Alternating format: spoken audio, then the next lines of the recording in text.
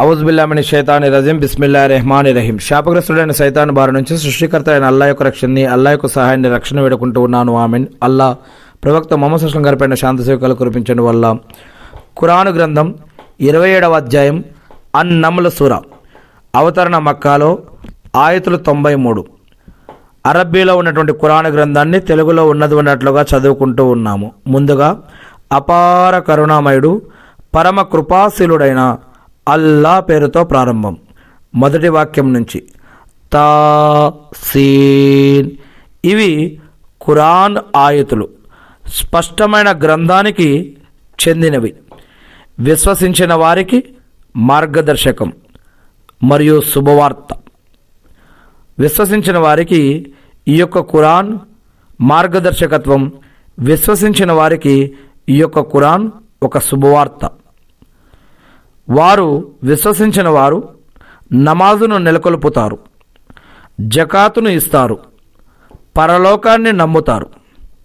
ఎవరైతే పరలోకాన్ని విశ్వసించరో వారికి మేము వారి యొక్క పనులు ఎంతో అందమైనవిగా అనిపించేటట్లు చేశాము. అందుచేత వారు దారి తప్పి తిరుగుతుంటారు.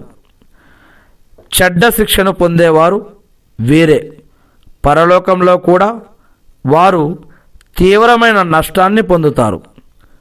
ఓ ప్రవక్త, వివేచనాపరుడు, జ్ఞాన సంపన్నుడైన అల్లా తరపు నుంచి నీకు ఈ ఖురాన్ బోధించబడుతుంది. మూసా అంటే మోసే ప్రవక్త మూసా అలైహిస్సలాం తన ఇంటి వారితో, నేను అగ్నిని చూశాను, నేను అక్కడి నుంచి ఏదైనా సమాచారం కానీ లేదా మీరు చలి కాచుకోవటానికి నిప్పు కొరివిని కానీ తెస్తాను అని చెప్పినప్పటి విషయం జ్ఞాపకమేనా? తీరా అతను అక్కడకు చేరుకోగానే పిలుపు వినవచ్చింది. ఈ అగ్నిలో ఉన్నవాడు శుభవంతుడు, దాని చుట్టుపక్కల ఉన్నవారికి శుభము వసగబడుతుంది. సర్వలోకాల పోషకుడైన అల్లా పవిత్రుడు.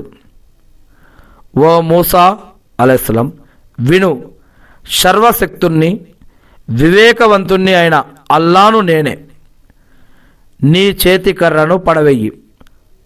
ఆ తర్వాత అదొక పాము మాదిరిగా ప్రాకుతూ ఉండటం చూచి మూసా వెన్ను చూపి పారిపోయాడు. వెనక్కి తిరిగి చూడనైనా లేదు.